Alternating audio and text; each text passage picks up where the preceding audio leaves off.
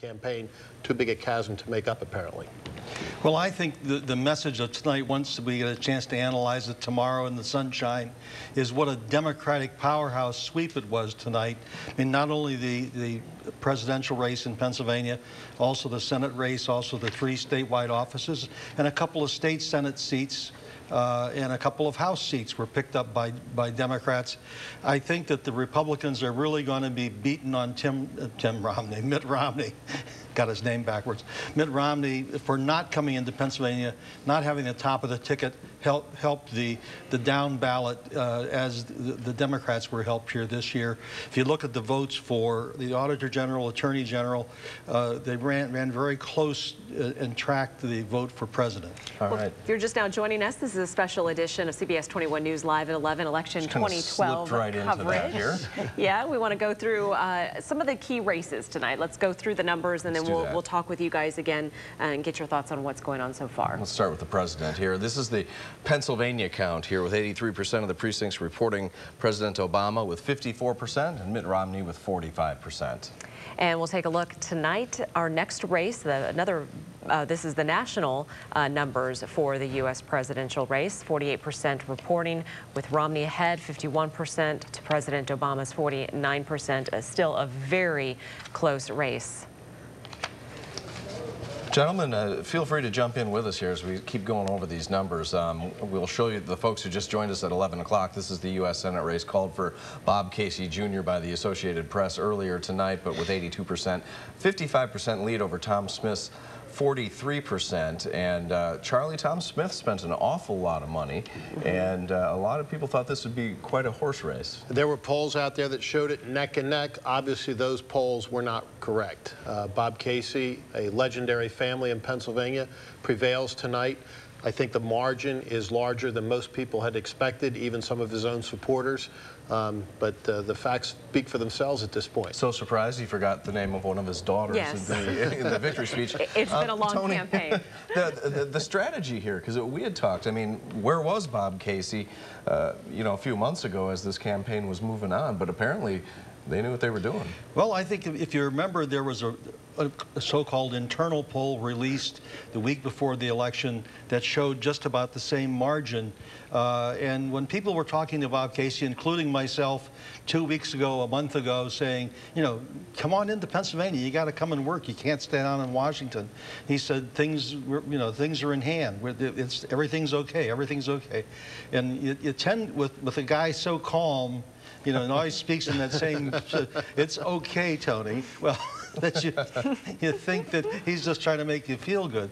But apparently he knew what he was doing. We had him on Face the State last weekend, and the equanimity that he showed in the face of this barrage was really pretty remarkable. I picked up on what Tony said. He said, you know, everything's going to be okay. These things get tight. They always do. It's going to be just fine. Some have said his political makeup is like tailor-made for this state. He's got some moderate views. You know, he's not way out there. I think, though, Rob, the real key is going to be how he votes in his second term. He has a reputation as being a moderate Democrat.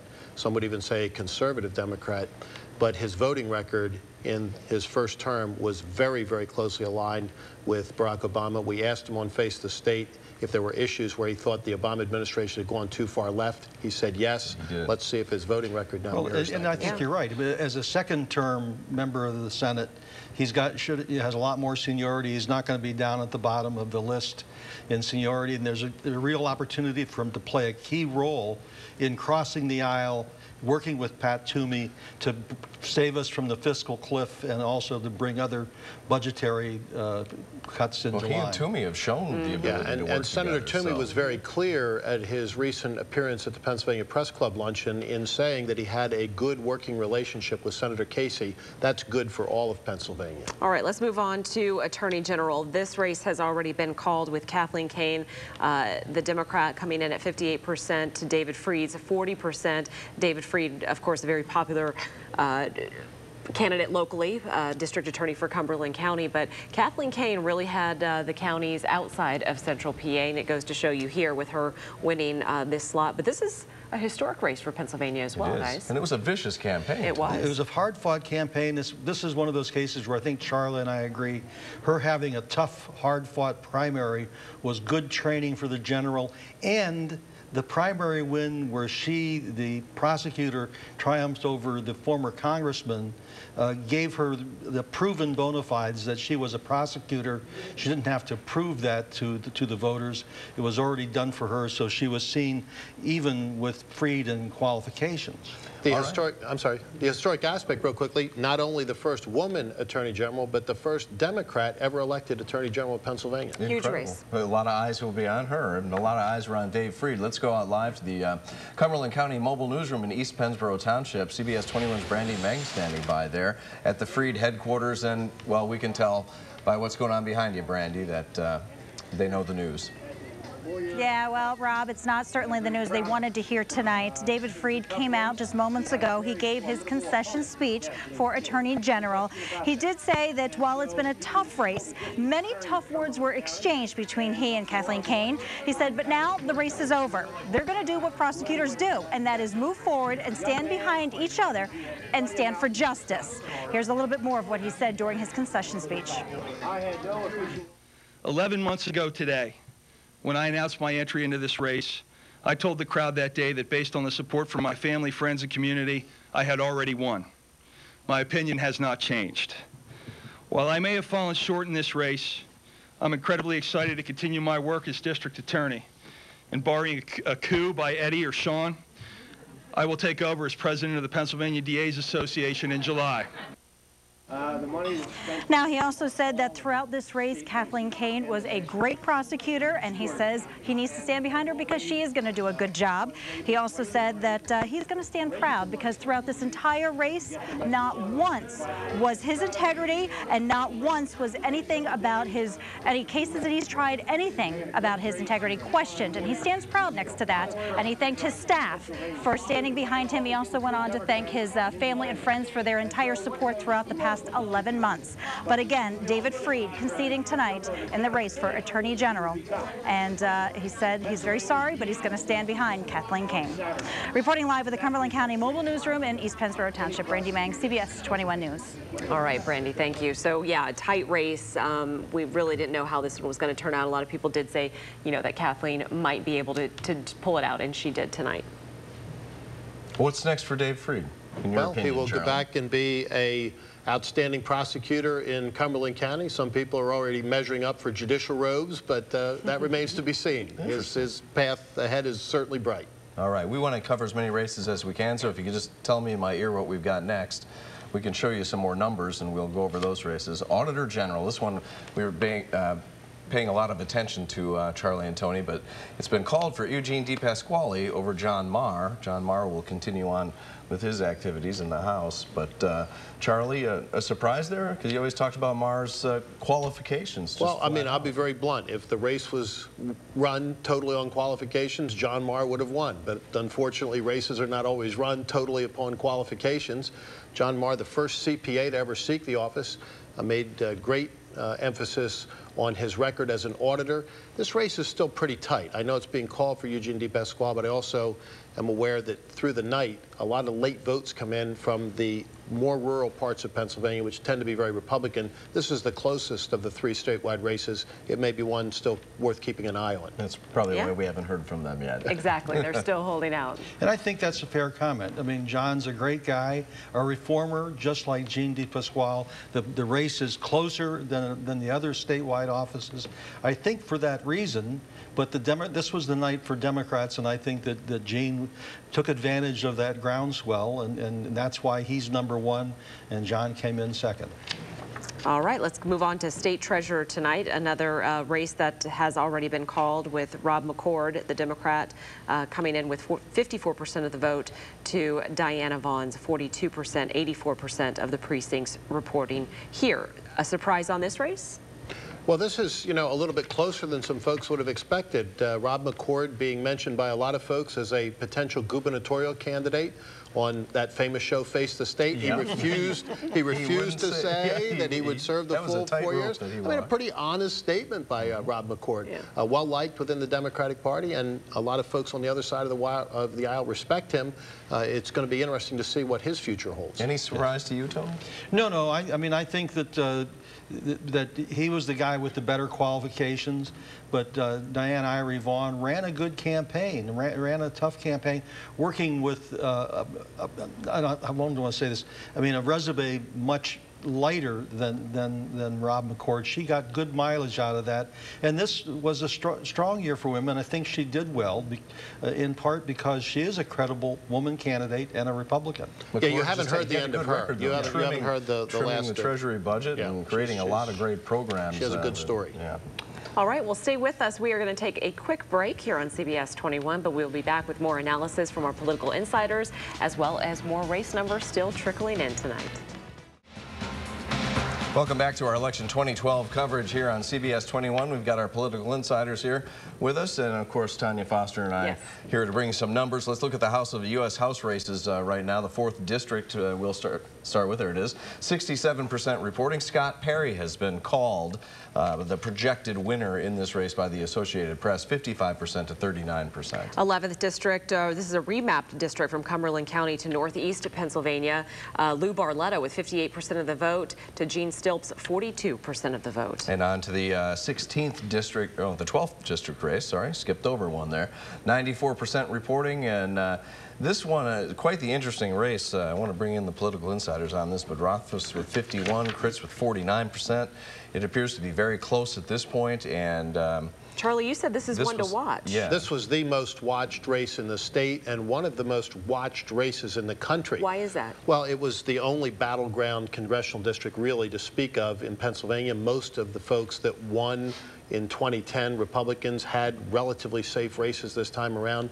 This was a pickup opportunity for Republicans. Rothfuss had lost narrowly 2 years ago, excuse me, and there was money poured in on both sides from all sorts of sources across the country.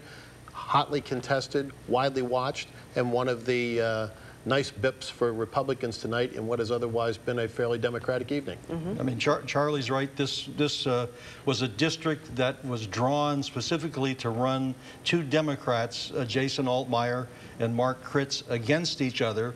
Kritz from Johnstown won that bloody primary battle, had to come back and raise money all over again to run against Keith Rothfuss, who was making his second run for the seat after running against Altmaier. Lots of out-of-state money coming into this race.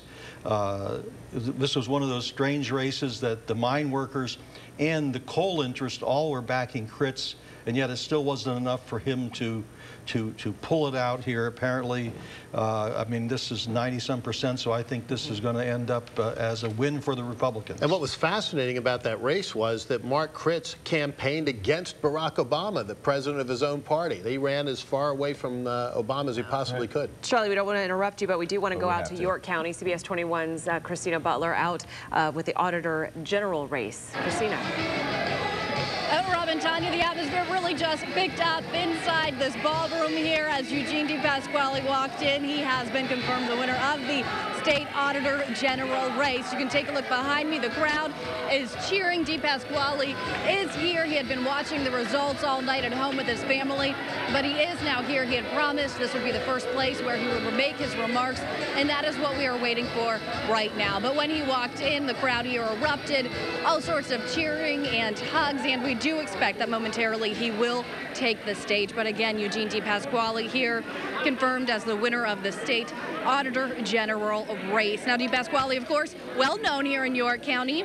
He served in the State House since 2006. He's known here, especially in Pennsylvania, for pushing through the texting and driving ban. He had been endorsed by outgoing Auditor General Jack Wagner. He says DePasquale had already demonstrated fiscal responsibility because he was the first House representative to post his expenses online. Again, he is just arriving here right now. He is making his way through the crowd, and we do expect to hear from him shortly. And at that point, we will bring his speech to you. For now, we'll send it back to you, Rob and Tanya. All right, Christina Butler live in York County for us. A lot of excitement down there where she is. Let's take a look at the numbers on that race one more time if we can. We'll, we'll show you the Auditor General's numbers. There it is. 87% in, Eugene DePasquale with 51%, John Marr with 45%. Again, as the political insiders have said, if you look at the resumes, one might think people would have voted a different way. The interesting is what thing it is, is though, now, right? both of these guys also won their House seats.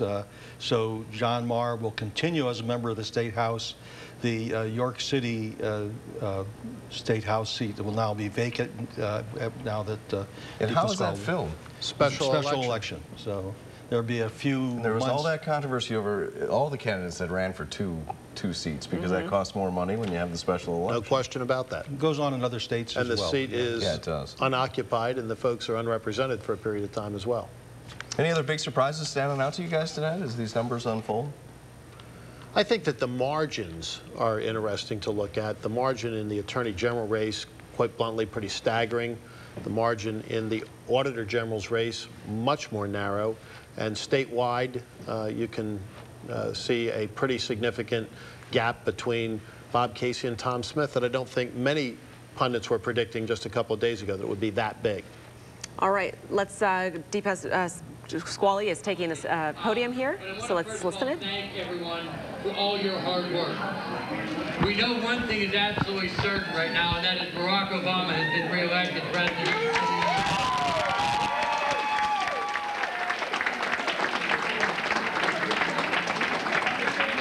We have about 91% of the vote in. Our lead is about 256,000 votes, which is very good. We won Philadelphia by about 400,000 votes.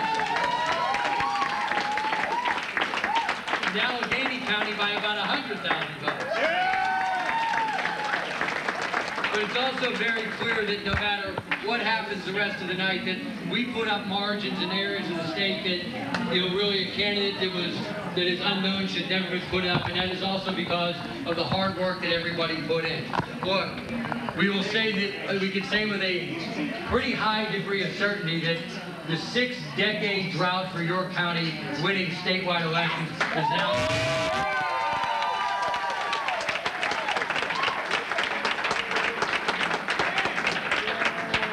20 months ago, look, nobody would have thought we'd even have a chance to get out of a primary, let alone win a general election. And I would not have been able to do that if it wasn't for the help and support of, I was going to say 3, Bob, I didn't see you back there. I didn't want to exclude Bob there, but I mostly mean the 3 people back here because putting over 90,000 miles on the car, there's a lot of trials and tribulations that the family goes through. So first of all, thank you to Tracy and Ben and Tim. That was Eugene DePasquale, Auditor General for Pennsylvania, speaking in York County tonight. And very happy man, as he you would looks expect. it. And he said he actually got a lot of votes, and he mentioned specifically Philadelphia. And Tony, I saw a remark, your facial expression at 400,000 vote margin coming out of Philadelphia explains why the Democrats did so well statewide. That is a huge margin, even in any Democratic year. And it's hard for any Republican to overcome that, especially if the Democrat does okay in the suburbs as well. Everybody I talked to today, I don't know about you guys, but they said that the polls were more crowded than they could remember in recent years. Is that at least a testament that Americans, everybody is getting interested in politics? You bet. I mean, a great turnout is something we can all agree is a good thing. It's a very precious right, won by the blood of our forefathers, and when people exercise it, it's a positive thing for our republic. And people in New York stood in line for 4 hours, 4 or 5 hours in many places. They were still voting in Florida 2 hours after the 8 o'clock deadline because they were in line before 8. The line's so long. And there are Virginia, people in other parts of the world that would love to stand in those lines. They would. Exactly. They would. All right, we're going to take a quick break, but we will be back shortly with more Election 2012 coverage. Stick around. And welcome back to our coverage of Election 2012. Breaking news just into the CBS 21 newsroom. From CBS News in New York, they have projected President Obama has won re-election at this point and won the swing state of Ohio. We're taking a live look at Chicago right now. President Obama cast his vote early this morning there. A lot of people turning out for this, and many people there celebrating this announcement. CBS News projects President Obama has won re-election here in the 2012 presidential election. Charlie, I just got to ask you candidly, I mean, a projection like this is a projection. all the votes have not been counted. Yeah, I remember 12 years ago a projection up, a projection down, a projection in, a projection out, centering around states other than Florida at the beginning, but ultimately on Florida. Ohio looked, at least when I came into the studio tonight, is still too close to call, so obviously some things have happened while we've been on the air. But these projections, because of the recent history, tend to be pretty accurate, so we'll see. Well, Now, this is interesting, yeah, Romney is still winning the popular vote at this point. And I think that may be the outcome. To give Charlie his due, we could wake up tomorrow morning, Mitt Romney could still be the winner of the popular vote, but the winner of the Electoral College vote would be Barack Obama, based on him winning states like Ohio, like California, like Washington, like Oregon, that are just, the polls have just closed there recently. This is how you can win the presidency and not sweep the popular vote. Hasn't happened very many times in our country's history, and quite bluntly, I'm not sure it's real good for the country, because it launches a debate about legitimacy that I think would be very, very difficult for the country at a time of, really critical crossroads. Well, there's a lot of debate about the Electoral College. Do we still need it?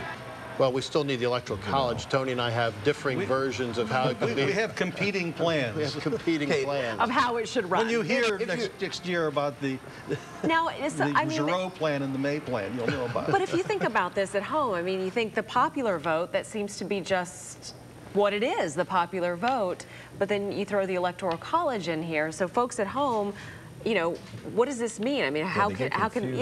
Here's a look at the popular vote numbers. I didn't mean to interrupt you, Tanya. No, go ahead. 58% in. You see, Mitt Romney is still leading the race. So the projection from CBS News is that the president will win based on the electoral vote. College. Right. So do you want to give us a little? But you also have the left coast yet to report, where Barack Obama is going to run up pretty big numbers. So those numbers may not hold. This may be an academic discussion by the time the wee hours of the morning roll around. but the last time this happened was in 2000. We settled the case settled the election in the U.S. Supreme Court. We had a successful transition of power to George Bush. We had a successful acceptance of the new president, and I think we can do that here, even though lots of good minds think that we can improve on how the Electoral College works. All right, we'll leave it there for just a second. A quick break. We'll be right back with more. It's been a long night. We welcome you back to our election 2012 coverage. CBS News just calling within the last few minutes that President Obama has won re-election. That's right. According to the Electoral College, not the popular vote. Romney's still ahead in the popular vote so far. But as we talked about a little bit earlier, a projected win, is that a win? I mean, do we just, go home after this, or what happens? Or do what you happens stay now? up? I mean, exactly. What do you do, Charlie? The polls are closed in every state in the union at this point, so the numbers will come in, and we'll all know for sure. But as I say, generally speaking anymore, these projections tend to hold up. And they're based on exit polls in the major states, all of the major states, including Pennsylvania, California. So they know pretty much how the voters were tending to vote through the day. They just are not allowed by prior agreement to announce them publicly while the polls are still open. But they've had them in front of them for several hours. When I say they, the people at the network, those savvy folks, and they say, well, it looks like this is how it's going to turn out. So therefore, we can safely go to bed and get up the next morning and not have a Dewey versus Truman headline on a newspaper. Exactly, right? Yes. All right, we're going to take a quick break as far as elections are concerned, but we're going to go to Chief Meteorologist Tom Russell. He is standing by with our forecast. Hi, Tom.